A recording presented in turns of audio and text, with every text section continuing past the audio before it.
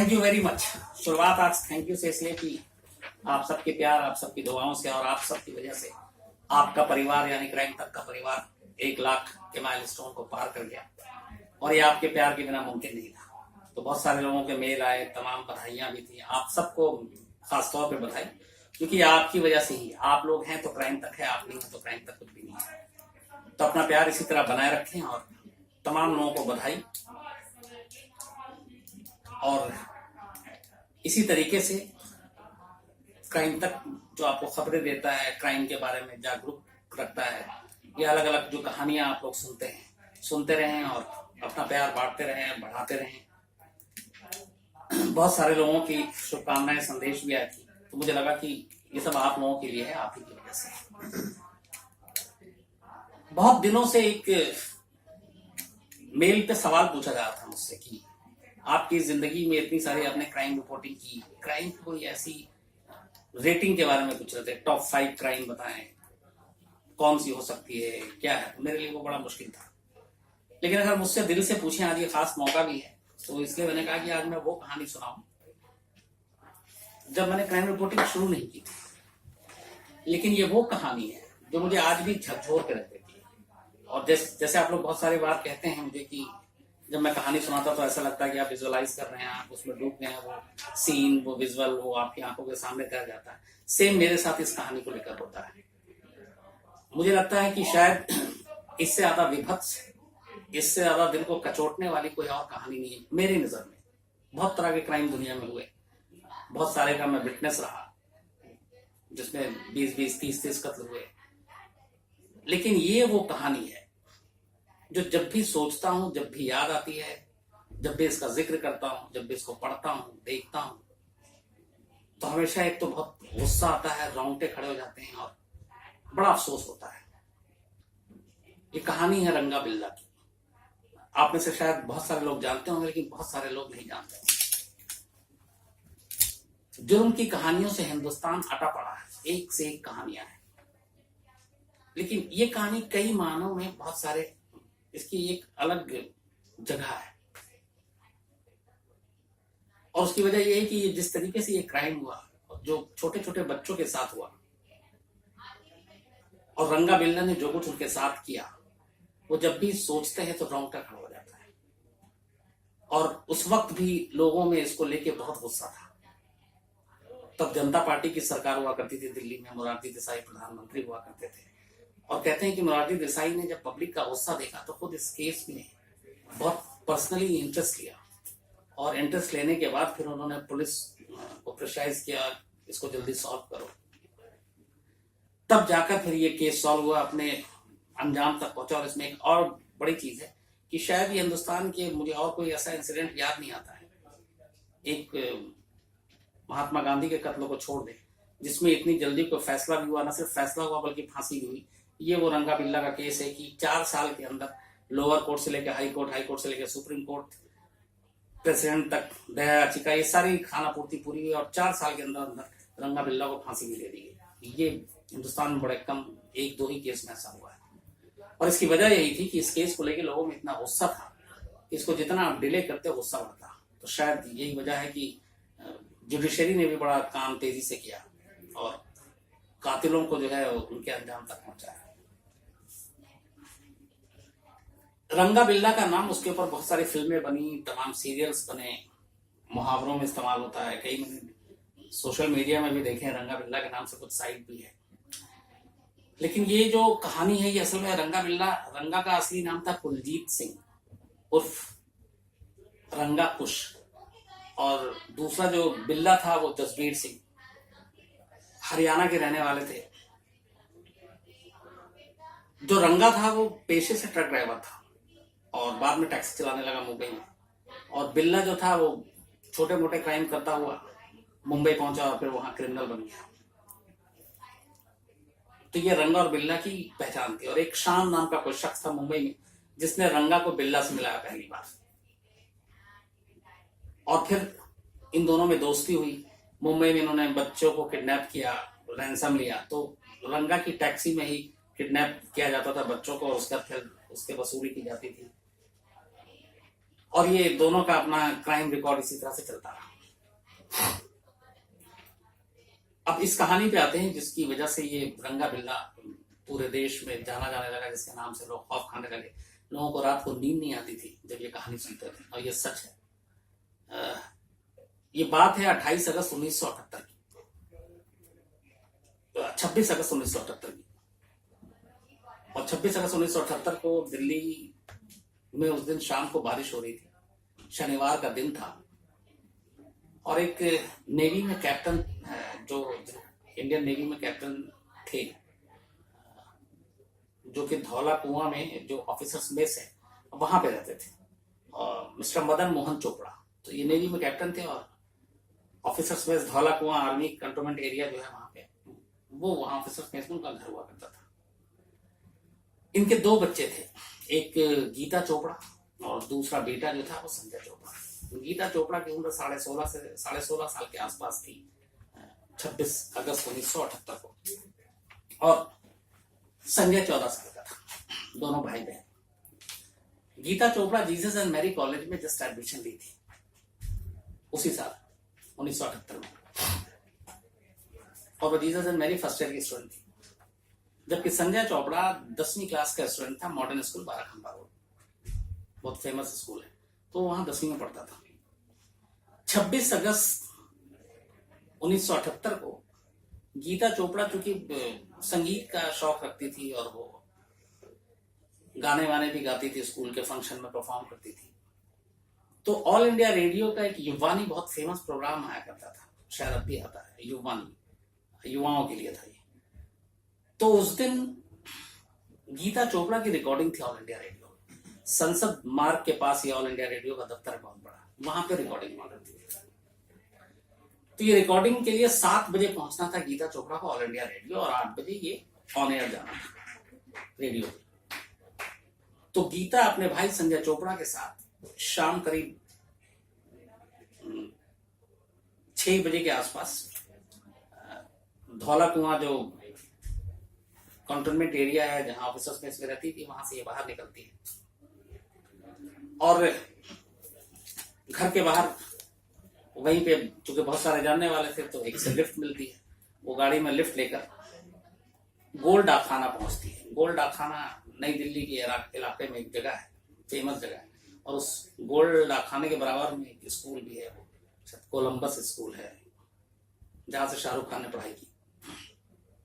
तो गोल डाकखाने पे लिफ्ट लेके वो उतरती है, और गोल डाकखाने से ऑल इंडिया रेडियो पहुंचता था, दूरी ज्यादा नहीं थी। तो गोल डाकखाने से उतर के ये दोनों भाई बहन किसी ऑटो का इंतजार करते हैं, ये कि यहां से भी किसी गाड़ी से लिफ्ट मिल जाए तो ऑल इंडिया रेडियो तक चले जाए। तो वहां पे खड़े होते हैं, हल्की हल्की बारिश हो रही थी, तभी एक मस्टर्ड कलर की फिएट कार जिसका नंबर था HRK 8930 वो गोल डाकखाने से गुजर रही थी। ये दोनों सड़क किनारे खड़े थे, शाम का टाइम था, करीब 6:30 का वक्त हो चुका था। तो ये जब गाड़ी गुजर रही थी तो दोनों हाथ देते हैं, तो उस गाड़ी के अंदर 2 लोग बैठे थे, रोक देते हैं, तो ये उनसे लिफ्ट मांगते हैं। उस गाड़ी के अंदर रंगा और बिल्ला बैठा हुआ था, रंगा ड्राइव कर रहा था, बिल्ला साथ में बैठा था।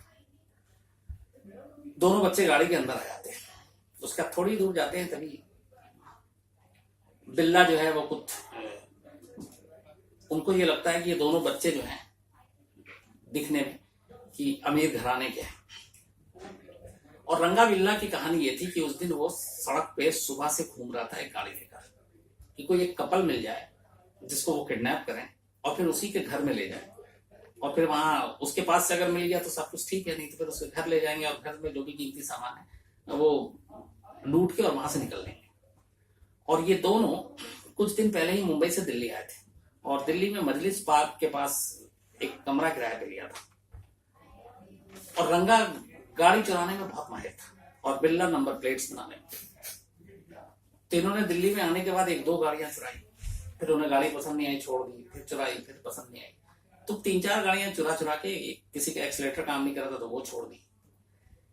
26 अगस्त को इन्होंने अशोका होटल के पास से एक फिएट गाड़ी चुराई, और वो मस्टर्ड कलर की थी, उसका इन्होंने नंबर प्लेट चेंज कर दिया, और उसी गाड़ी में ये गुजर रहे थे जब गोल मार्केट के पास, तो इत्तेफाक से गीता और संजय वहां पे खड़े हुए थे और उनको ऑल इंडिया रेडियो जाना था। उन्होंने लिफ्ट मांगी, वो गाड़ी में बैठ गए। अब ये गाड़ी चल पड़ी, धीरे धीरे शाम अंधेरा होने वाला। अब ऑल इंडिया रेडियो की तरफ बजाय जाने की तरफ जो रास्ता था, चूंकि उन दोनों बच्चों को पता था, पहले भी जो गीता है वो ऑल इंडिया रेडियो जा चुकी थी अपने परफॉर्म करने के लिए गाने का, तो उसे मालूम था कि ये गलत रास्ते पे ले जा रहा है। तो दोनों ने विरोध किया। तो फिर उन्होंने, उनके पास कृपान था करीब 3 फीट और लंबा, और छोटा भी था चाकू। तो फिर वो उसके साथ उन्होंने उसको डराना धमकाना शुरू कर दिया। तो बच्चे घबरा गए, इन्होंने शोर मचाना शुरू किया।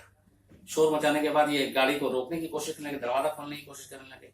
तो गोल मार्केट के आसपास कई लोगों ने, कुछ स्कूटर पे जा रहे थे, कुछ कार में जा रहे थे, उन लोगों ने देखा कि एक कार जा रही है जिसके बच्चे अंदर चीख रहे हैं, अपने आप को बचाने की कोशिश कर रहे हैं। उन लोगों ने उस कार को फॉलो किया और उसको रोकने या उन बच्चों की मदद करने की कोशिश की। लेकिन जब इन दोनों को लगा कि ये लोग आ रहे हैं और वो देख रहे हैं कि अंदर बच्चा जो है, दोनों विरोध कर रहे हैं, तो घबरा के उन्होंने गाड़ी और तेज कर दी। तो जिन लोगों ने पीछा किया, एक स्कूटर वाले तो बल्कि दरवाजे तक हाथ भी लगा दिया था उस गाड़ी को भागते हुए, लेकिन वो गाड़ी फिर स्पीड में निकली और वो चला गया। लेकिन ये जो 3-4 राहगीर जो गुजर रहे थे, जो अलग अलग गाड़ियों में, उन्होंने उन दोनों की शक्ल देख ली थी और ये भी देखा था कि कोई बच्चा इस तरीके का है। तो एक बंदे ने तो ये भी किया, जो बहुत ही जागरूक नागरिक था, कि इस बच्चे को शायद उसे लगा कि कुछ गड़बड़ है कार के अंदर, उसने 100 नंबर पे कॉल भी कर दिया। और 100 नंबर पे न सिर्फ कॉल किया बल्कि गाड़ी का नंबर उसने नोट किया था। वो गाड़ी का नंबर भी बताया कि एक गाड़ी जा रही है ऐसी इस कलर की और इसमें 2 बच्चे हैं, मुझे लग रहा है कि इन बच्चों को या तो किडनैप कर लिया गया है या कुछ, आप मदद कीजिए। तो उसने जो गाड़ी का नंबर लिखाया था वो ये लिखाया था HRK 8930। लेकिन जो दिल्ली पुलिस के 100 नंबर का ऑपरेटर था, उसने H की जगह M सुना और उसने नोट कर लिया MRK 8930। तो पुलिस को वायरलेस पे मैसेज दे दिया गया था। अब वो सब H ढूंढ रहे हैं, वहां M था, मतलब M ढूंढ रहे हैं, और जबकि गाड़ी का नंबर H था। तो खैर, और चूंकि वक्त में अंधेरा भी होता जा रहा था, तो ये दोनों फिर गाड़ी का रुख मोड़ देते हैं पालम एयरपोर्ट की तरफ। और उस वक्त दिल्ली में आज भी एक रिज रोड एरिया है, जो जब आप एयरपोर्ट की तरफ से आते हैं तो 2 रास्ता है, एक आप धौला कुआं से आते हैं, एक धौला कुआं से अगर आप लेफ्ट लेग उतरेंगे तो रिज रोड है। वो बिल्कुल सन्नाटा, दोनों तरफ बहुत ही घना जंगल है और बीच से सड़क गुजर रही होती है। आज भी रात को अगर आप वहां जाए तो बेहद सन्नाटा होता है। हालांकि अब बहुत सारी रेड लाइट लाल बत्ती बन गई है, गाड़ियों की जो तादाद है वो बढ़ गई है। बहुत सारे लोग रात को जब एयरपोर्ट से आते हैं जाते हैं तो उस रास्ते का इस्तेमाल करते हैं, क्योंकि वहाँ ट्रैफिक कम होता है, क्योंकि सन्नाटा होता है। लेकिन वो आज भी डरावना ही लगता है रिज रोड। तो जो लोग रिज रोड से गुजरे हैं वो जानते हैं। तो उस जमाने में वो और भी सन्नाटा हुआ करता था, बहुत कम लोग उस सड़क का इस्तेमाल किया करते थे, क्योंकि उसके पैरेलल बाकी सड़कें थी जो पालम एयरपोर्ट और बाकी आप आ जा सकते थे इंडिया गेट से। इन दोनों ने उस तरफ रिज रोड की तरफ गाड़ी का रुख कर दिया। अब गाड़ी के अंदर जब इन्होंने फिर उससे दौरान से उसको डराया धमकाया, उसका पूछा कि दोनों तुम कौन हो, तो उन्होंने बताया कि मेरा फादर नेवी अफसर है। तो रंगा को ये लगा कि ये कैप्टन है नेवी, तो इनके पास बहुत ज्यादा पैसा नहीं होगा। पहले उसे लगा कि बहुत अमीर लोग, उनके बच्चे हैं। तो रंगा बिल्ला से कहता है कि ये सारे कोर्ट प्रोसीडिंग में बाकी चीजों में है कि इन दोनों को उतार देते हैं और हम लोग चलते हैं, कुछ और ढूंढते हैं। बिल्ला जो है वो क्रिमिनल था शुरू से और वो ज्यादा एग्रेसिव हार्डकोर क्रिमिनल। वो कहता है नहीं उतारेंगे। फिर जब कुछ और लोग देख लेते हैं, जब उसे डर लगता है कि नेवी अफसर का बेटा है, तो कहता है पकड़ में ना जाए, चोरी की गाड़ी भी है। फिर वो बिल्ला से कहता है, लेकिन बिल्ला फिर कहता है नहीं उतरेंगे। इस दौरान में ये लोग बच्चे बचने के लिए उसके किरपान पे और हमला करते हैं, अटैक करते हैं और कोशिश करते हैं कि किसी तरह बच के निकले। लेकिन वो बच्चे छोटे थे, नाकाम रहते हैं। तो उनमें से गुस्सा आ जाता है तो वो भी उस पर हमला करते हैं। फिर जब ये रिज रोड पहुंचते हैं तो फिर वो बच्चों को समझाते हैं कि अच्छा ठीक है, हम तुम दोनों को उतार देंगे,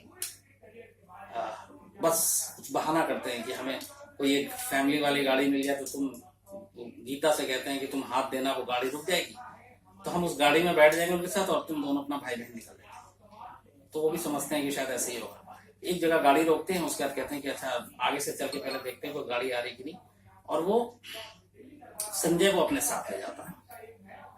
तो रंगा उतरता है संजय के साथ। रंगा बिल्ला की आंखों में कुछ इशारा होता है। करीब गाड़ी से 100 मीटर की दूरी पर ले जाकर रंगा उस बच्चे के ऊपर पीछे से कृपान से अटैक करता है, जो 3 फीट लंबी तलवार जैसी थी, और वो एक ही बार करता है। उसके बाद रंगा की हिम्मत नहीं होती है मारने की, और वो संजय खून से लथपथ गिर पड़ता है। वो वापस पलटता है तो तब तक अंधेरा हो ही चुका था। तो बिल्ला उससे पूछता है इशारों में, तो उसने बताया एक, तो बिल्ला को लगता है कि नहीं एक में तो नहीं मरेगा, तो वो उससे वापस कृपान लेता है और वो वापस जाता है। और वापस जाने के बाद उस पर कई वार करता है उसी कृपान से। इस दौरान जब रंगा संजय को लेके उधर 100 मीटर दूर गाड़ी से आगे जाकर उस पर हमला करके उसकी जान ले रहा था, बिल्ला कार में गीता के साथ जबरदस्ती उसका रेप कर रहा था और कृपान के जोर पे, और उसने बाकायदा रेप किया। उसके बाद अब वो एक वार करने के बाद रंगा जब वापस लौटता है तो फिर बिल्ला उससे वो कृपान लेता है, वो वापस जाता है। उसे मालूम था कि उसने एक ही वार किया और फिर वो ताबड़तोड़ वार करता है और संजय की वहीं पे मौत हो जाती है। अब जब वो जाता है तो इधर रंगा वापस आता है। अब रंगा उस बच्ची के साथ रेप करता है। उसका जब दोनों रेप करते हैं तो फिर उसको वो पूछती है कि भाई कहाँ है उसका, संजय। तो बताते कि वो आगे है, चलो तुमको संजय के पास ले जाते हैं, तुम्हारे भाई के पास। तो वो गाड़ी से उसको उतारते हैं, उसके कपड़े वपड़े पहनाते हैं। उसके बाद अब अंधेरे में वो गीता आगे आगे चल रही है, दोनों पीछे पीछे। जैसे ही थोड़ा सा आगे जाते हैं और संजय की लाश के करीब पहुंचते हैं, पीछे से अब बिल्ला फिर अचानक गीता के ऊपर अटैक करता है उसी कृपान से, और फिर गीता के ऊपर भी तलवार के तमाम वार, और गीता के भी वहीं पे मौत हो जाती है।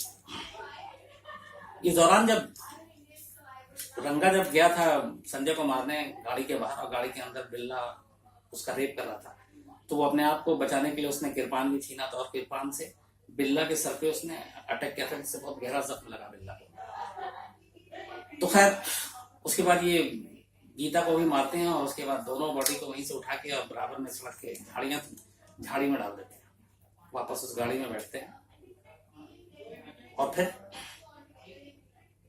गाड़ी के अंदर बहुत सारे नंबर प्लेट्स थे इनके पास। अब वो उसके बाद उस गाड़ी को बैठने से पहले नंबर प्लेट फिर बदल देते हैं। अब उसका नंबर कर देते हैं DH1280। इसके बाद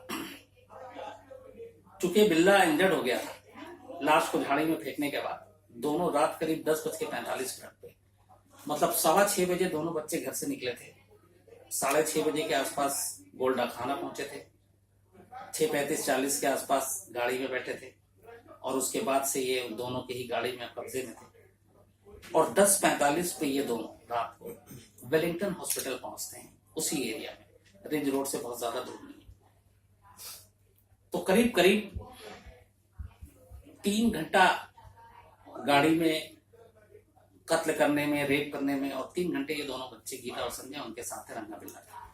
उसके बाद ये चूंकि सर पे उसके खून गिरा था, चोट लग चुकी थी, तो ये वेलिंगटन हॉस्पिटल पहुंचते हैं और वहां इलाज करने के लिए रंगा बिल्ला हॉस्पिटल के अंदर जाते हैं। डॉक्टर देखता है वहां पे, चूंकि मेडिकल लीगो केस होता है इस तरह की चीजें, तो वहां पे पुलिस का अफसर भी बैठा रहता है।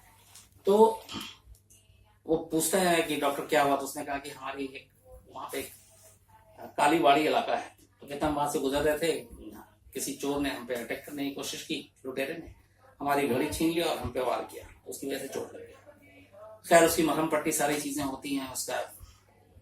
उसके बाद पुलिस उसको कहती है कि चलो कहाँ पे लोकेशन होगा दिखाओ। वो उसको कालीवाड़ी ले जाता है, वो जगह दिखाता है, उल जरूल जो भी झूठ मूठ, फिर वो अपना एड्रेस वेड्रेस बताता है दिल्ली का, और दोनों उसके बाद वापस आते हैं। और फिर पुलिस जो है उनकी सारी बयान रिपोर्ट लिखती है, और रात करीब 1:45 पे 10:45 पे हॉस्पिटल पहुंचा था इलाज कराने पुलिस की इन्वेस्टिगेशन के बाद। पुलिस उससे कहती है ठीक है अगले दिन फिर तुम थाने आना और हम तुम्हारे केस का इन्वेस्टिगेट करेंगे, और 1:45 पे दोनों निकल देते हैं। अब ये दोनों तो निकल लिए 1:45 पे। इधर ये हो रहा है कि अब संजय और गीता घर से निकले, 7 बजे इनको AIR पहुंचना था, ऑल इंडिया रेडियो। 8 बजे इनका प्रोग्राम लाइव था। तो जब रात के 8 बजते हैं तो संजय के माँ बाप घर में अपना रेडियो ऑन करते हैं, क्योंकि वो प्रोग्राम लाइव आ रहा था। तो जब वो ऑन करते हैं तो किसी और बच्ची की आवाज में परफॉर्मेंस चल रहा था, जो गाना बज रहा था। तो उन्हें बड़ा अजीब लगता है। पहले उन्हें लगता है कि उन्होंने शायद चैनल रेडियो का गलत लगाया है, बट फिर वो चैनल चेक करते हैं, दोबारा कहते हैं ये तो गई है। तो उन्हें लगता है कि शायद कुछ और वजह इसके बाद आएगा, तो वेट करते हैं। लेकिन वो युवानी प्रोग्राम जो उस दिन होना था वो खत्म हो जाता है। तो उन्हें थोड़ी चिंता होती है। तो फिर गीता और संजय के जो पिता है मदन मोहन चोपड़ा, वो स्कूटर उठाते हैं अपने घर से धौला कुआं से और सीधे ऑल इंडिया रेडियो पहुंचते हैं। ऑल इंडिया रेडियो पहुंच के जाके वो पहले तो रिसेप्शन पे पूछते हैं, भाई ये 2 बच्चियां हैं इस नाम के, तो बताते हैं कि यहाँ तो कोई एंट्री नहीं है। फिर कहते हैं इनका परफॉर्मेंस था, जो भी प्रोड्यूसर थे उस शो के उनसे मिलते हैं, तो वो कहते हैं कि हम उन दोनों का इंतजार करते थे और गीता का तो आज शो था और वो आई नहीं, इसलिए हमें मजबूरन में एक दूसरी बच्ची का वो करना पड़ा क्योंकि ये शो जाना जरूरी था। अब पिता उनके परेशान हो, फिर घर पे फोन करते हैं कि इस बीच में घर तो नहीं लौट गया, घर से पता चलता है कि नहीं वो तो आए नहीं। इस चक्कर में रात हो जाती है। उनके सारे रिश्तेदारों से पूछ लेते हैं, दोस्तों से पूछा जाता है, कहीं वो नहीं मिलती है। फिर मजबूरी में ये जाकर पुलिस में रिपोर्ट लिखाते हैं। पुलिस रिपोर्ट लिखती है, उसके बाद पुलिस ढूंढना शुरू करती है, लेकिन कोई फायदा नहीं होता। 26 की रात गुजर जाती है, 27 अगस्त की पूरी रात गुजर जाती है, माँ बाप परेशान, गीता संजय का कोई सुराग नहीं। 28 अगस्त की शाम 6 बजे के करीब रिज रोड में, चूंकि जंगल का एरिया है, कुछ वहां के जो लोकल चरवाहे थे वो अपनी गाय और भैंस को चराने जाते थे। तो शाम को एक चरवाहा था जो अपनी भैंस को लेके गया हुआ था और वो वहां से गुजर रहा था।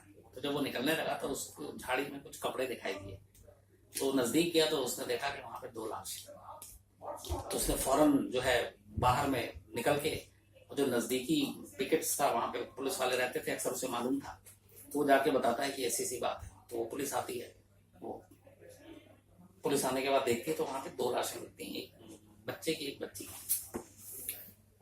पुलिस फौरन उस लाश को अपने कस्टडी में लेती है और उसके बाद चूंकि मिसिंग की रिपोर्ट थी इन दोनों की और उम्र जो थी वो वही थी, हुलिया जो दिया था घर वालों ने वही था, कपड़े भी वही थे, तो पुलिस को लगता है कि ये वही दोनों थे। तो फिर मदन मोहन जो गीता और उनके पिता थे उनको बुलाया जाता है और वो लाश की शिनाख्त करते हैं कि हाँ हमारे ये बच्चे हैं, यही गीता और यही वो।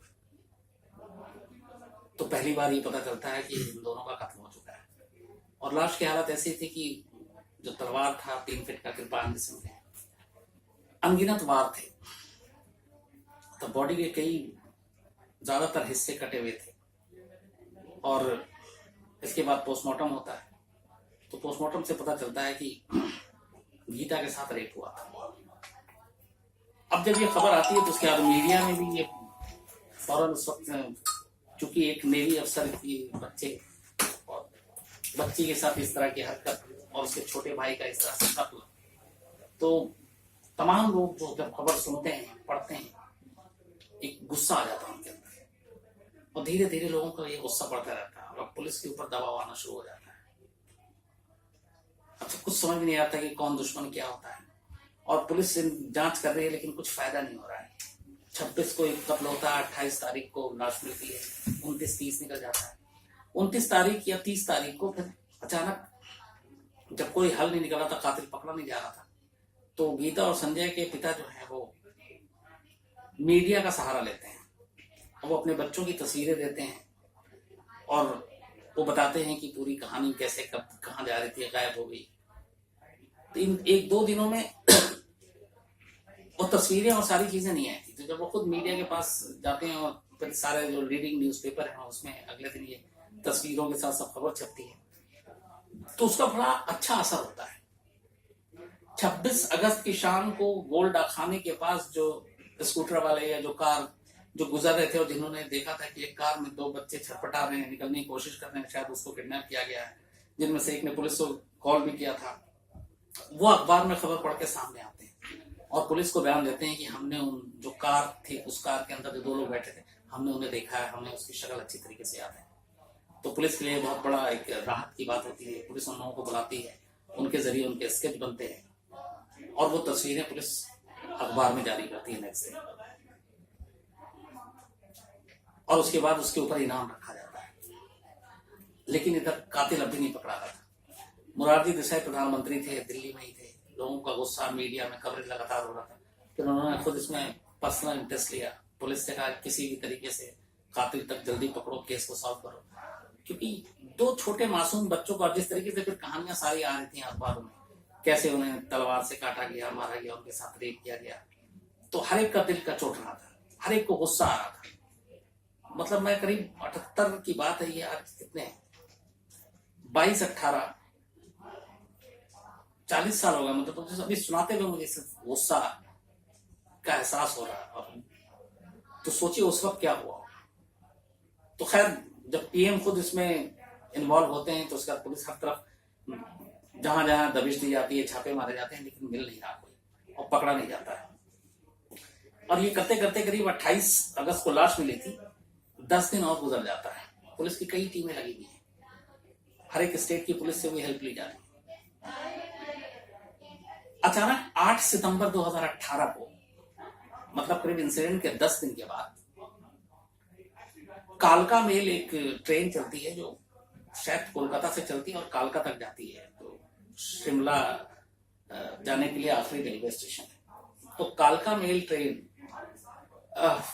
आगरा में रुकती है।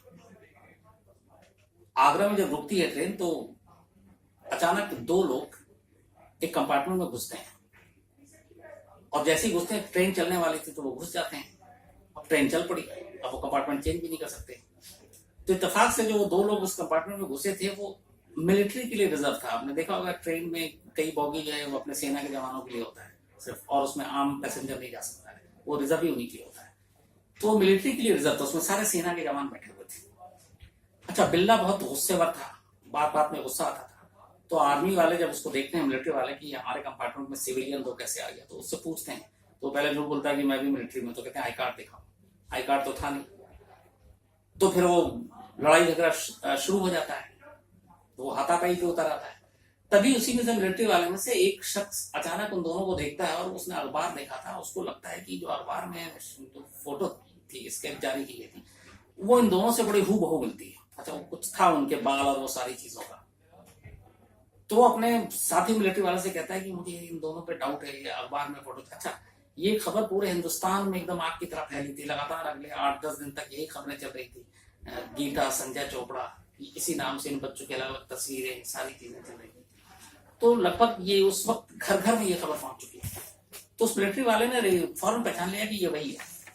वो अपने साथियों को बताते हैं, बाकी मिलिट्री वाले फिर दोनों को दबोचते हैं, कंपार्टमेंट में रखते हैं। उसके बाद नई दिल्ली रेलवे स्टेशन आता, करीब 2-2.5 घंटे के बाद। नई दिल्ली रेलवे स्टेशन उतरने के बाद मिलिट्री वाले उसे रेलवे पुलिस के हवाले करते हैं और कहते हैं कि ये शायद वो है। रेलवे पुलिस नई दिल्ली पुलिस को इन्फॉर्म करती है इसके पास ये केस था। नई दिल्ली पुलिस के लोग आते हैं और उन दोनों को फिर पकड़ के ले जाते हैं। तो दोनों सिरे से इनकार कर रहे थे। उन्होंने कहा हम तो 26 अगस्त को मुंबई में थे, तमाम झूठे सच्चे प्रूफ देने लगते हैं ये। लेकिन पुलिस के पास 2-3 चीजें थी। एक, 26 अगस्त की रात को वेलिंगटन हॉस्पिटल में जब बिल्ला अपने जख्मी सर का इलाज कराने गया था तो वहां पे डॉक्टर सब लोगों ने देखा था और उसके वो जो रिपोर्ट थी, एक्सरे, वो सारी चीजें वहां मौजूद थी। तो वहां पे डॉक्टरों ने बोला कि हाँ ये उस रात को यही आया था। दूसरा, उसी दिन ये सारी चीजें हुई थी, तो ये था कि इसको चोट कैसे आई, तो वो चीजें मिलनी शुरू हुई। तो पुलिस ने भी, और थोड़ा प्रेशर तो था ही, तो पुलिस ने थोड़ा अपना ज्यादा अपने तरीके से पूछताछ की, तो आखिर में टूट गया था और दोनों ने कन्फेस कर लिया। ये माना कि हाँ गीता और संजय को उन्होंने ही मारा था और रेप की बात भी उन्होंने एक्सेप्ट की। लेकिन अब पुलिस के लिए ये भी था जरूरी कि सारी चीजों का एविडेंस कलेक्ट किया जाए। तो फिर उनसे पूछा जाता है, तो बताते हैं कि हमने अशोका होटल के पास से ये नंबर की गाड़ी चुराई थी। इस दौरान इसमें थोड़ा सा मैं मिस करके आपको कि इनकी गिरफ्तारी से पहले पुलिस चारों तरफ जब सारी चीजें ढूंढ रही थी तो एक मजलिस पार्क के पास ही एक लावारिस गाड़ी मिलती है और गाड़ी जब पुलिस देखती कि कोई है नहीं तो गाड़ी को चेक किया जाता है तो उसके नंबर प्लेट्स फर्जी निकलते हैं। जब उसका असली नंबर मिलता है तो असली नंबर के जरिए मालिक तक पहुंचा जाता है। फिर लोकल पुलिस से पता चलता है गाड़ी चोरी हो गई, इसकी रिपोर्ट है, मालिक आता है, गाड़ी लॉक थी, तो मालिक के पास वो चाबी थी, मालिक आता, चाबी लगाता, गाड़ी खुल जाती है। उस गाड़ी के अंदर थोड़े से ब्लड के निशान थे, मट्टी थी, तो सारी चीजें पुलिस जो है वो अपने कस्टडी में कर लेती है गाड़ी को। अब जब ये पकड़े जाते हैं तो फिर इनसे पूछा जाता था, उसने बताया कि हाँ मैंने एक मस्टर्ड कलर की कार चुराई थी और यहाँ छोड़ दी थी।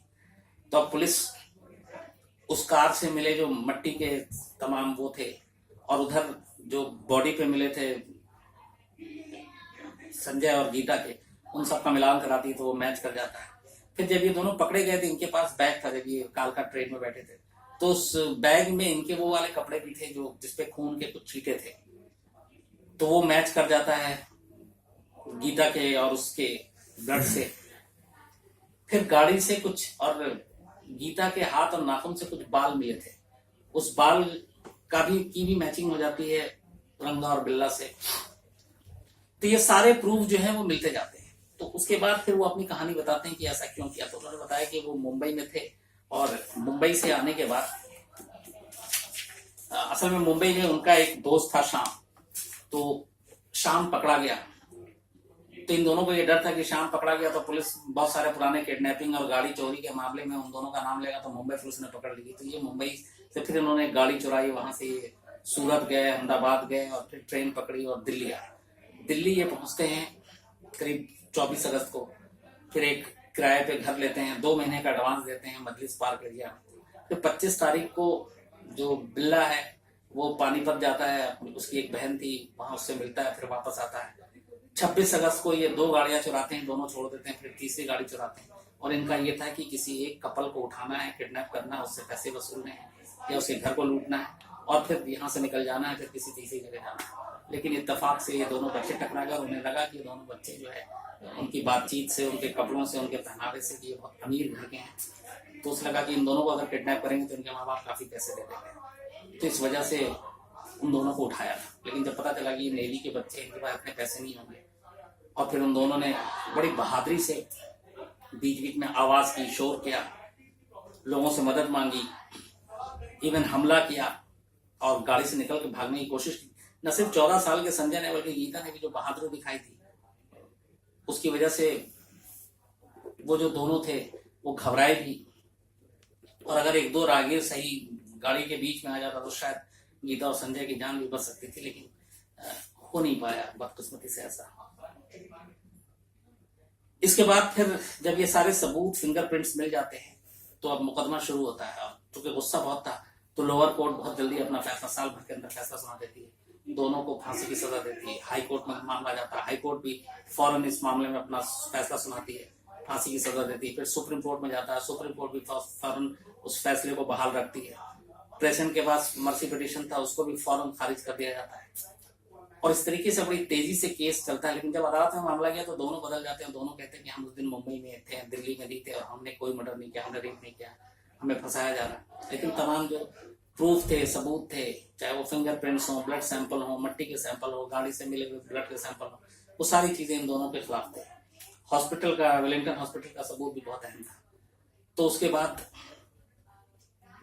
ये सारे अदालती फैसले निपटते हैं और इसके बाद इन दोनों को 31 जनवरी 1982, मतलब 78 में इंसिडेंट हुआ था, 31 जनवरी 1982, 4 साल के बाद इस इंसिडेंट के तिहाड़ जेल में इन दोनों को सुबह सुबह फांसी दे दी जाती है। इस फांसी से पहले खास बात यह होगी कि चूंकि बहुत माहौल गर्म था और लोगों में एक अजीब गुस्सा था इस मर्डर को लेकर, डबल मर्डर को लेकर, तो लोग जानना चाहते थे कि रंगा बिल्ला के दिमाग में क्या चल रहा था, क्या सोचता, वो ऐसा कैसे कर सकता है, कि इंसान इस हद तक कैसे कर सकता है। तो पहली बार एक मीडिया ने कोर्ट में अपील की कि हमें इनका इंटरव्यू करने की इजाजत दी जाए ताकि उसकी हम सोच समझ सके। तो पहले जेल अथॉरिटी ने तो मना कर दिया था, फिर कोर्ट गए, लास्ट में सुप्रीम कोर्ट ने ऑर्डर दे दिया। 31 जनवरी को इनको फांसी होनी थी। 30 जनवरी को 5 जर्नलिस्ट, इत्तेफाक से मुझे अफसोस है इस बात का कि मैं तब जर्नलिज्म में था ही नहीं, मैं सब स्कूल में था, तो क्योंकि इंटरव्यू करने का मौका नहीं मिला। 30 जनवरी 1982 को 5 अलग अलग न्यूज़पेपर के जर्नलिस्ट तिहाड़ जेल जाते हैं। उन्हें 1.5 घंटे का वक्त दिया जाता है कि आप इंटरव्यू करें। और जेल में चूंकि अगले दिन उनको फांसी होनी थी तो ये रंगा बिल्ला के पास पहुंचते, लेकिन कोर्ट ने यह भी कहा था कि आप इनको इंटरव्यू की इजाजत दी जाती अगर बशर्ते कि वो दोनों इंटरव्यू देने को तैयार हो। तो उनमें से रंगा जो था वो इंटरव्यू देने को तैयार हो गया, बिल्ला ने साफ मना कर दिया था। तो रंगा ने अपने इंटरव्यू में लास्ट तक माना नहीं, उसने कहा कि मैंने कुछ नहीं किया, मैं निर्दोष हूं, मुझे गलत फांसी दी जा रही है। और बिल्ला ने तो मीडिया के सामने आने से मना कर दिया। तो 31 जनवरी 1982 को जिस सुबह फांसी हुई, उसी सुबह दिल्ली के और दिल्ली से छपने वाले देश के तमाम अखबारों में 5 जो जर्नलिस्ट थे उन्होंने रंगा का पूरा इंटरव्यू छापा था। उसके बाद ये फिर खबर आई कि जब फांसी हो गई तो तिहाड़ जेल ऑफिशियल से की उस फांसी के दौरान बिल्ला बेहद खामोश था। उन्हें मालूम था दोनों को भी फांसी होने वाली है। रंगा ने विरोध किया था और रंगा फांसी के तख्ते तक जाने में उसने बहुत ज्यादा विरोध किया, उसको बहुत पकड़कर घसीटते हुए ले जाया गया, जबकि बिल्ला नॉर्मल था एकदम। इन दोनों को फांसी के बाद इनके घर वालों से पूछा गया, उन घर वालों ने भी, चूंकि पूरे देश का माहौल मूड ऐसा था, इनकी बॉडी लेने से मना कर दिया। और वो उनके घर वाले शुरू से ही इस चीज के खिलाफ थे। उनका कहना था अगर इन्होंने ऐसा किया है तो इसको फांसी मिलनी चाहिए। तो फांसी होने के बाद तिहाड़ जेल ऑफिशियल ने इनका अंतिम संस्कार दोनों का किया।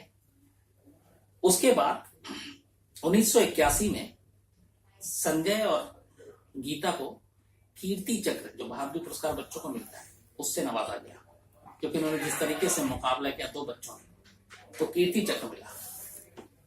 लेकिन जो असली चीज आई वो इसके बाद आई, जो Indian Council for Child Welfare है, Indian Council for Child Welfare, उसने एक गवर्नमेंट को प्रपोजल भेजा कि जिस बहादुरी का परिचय, जिस हिम्मत से 16 साल की बच्ची, 14 साल का बच्चा अंधेरे में, 2 लोग जिनके हाथ में तलवार, जंगलों के बीच जिस बहादुरी से मुकाबला किया, जिस तरीके से संजय अपनी बहन को बचाने के लिए लगा रहा, बहन अपने भाई को बचाने के लिए लगी रही, तो इन दोनों को के नाम पे वीरता पुरस्कार होना चाहिए।